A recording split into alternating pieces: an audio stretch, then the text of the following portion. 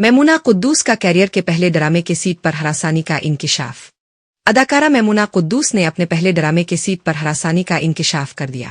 اداکارہ میمونہ قدوس نے حال ہی میں ایک پوڈکاسٹ میں گفتگو کرتے ہوئے اپنی ابتدائی کیریئر کے ایک ناخوشگوار تجربے پر روشنی ڈالی۔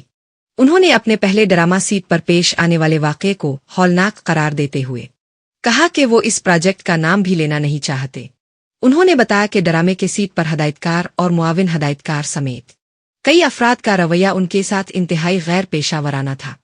انہوں نے دعویٰ کیا کہ سب کی نظریں ان پر تھی، تاہم انہوں نے اس بات پر اللہ کا شکر ادا کیا کہ کسی کی بھی نیت پوری نہ ہو سکی۔ انہوں نے یہ بھی کہا کہ اگر کسی اداکارہ کو کسی چینل ایجنسی کے ذریعے کاسٹ کیا جائے تو ایسے مسائل پیش نہیں آتے ہیں، مگر جب براہ راست ہدایتکار کاسٹ کرے آئی سے رابطہ کر کے اب کاسٹ ہوئے ہوں تو خطرات بڑھ جاتے ہیں۔ میمونہ قدوس کا کہنا تھا کہ اس تجربے نے ان پر گہرا اثر ڈالا اور وہ اسے کبھی یاد نہیں کرنا چاہتے۔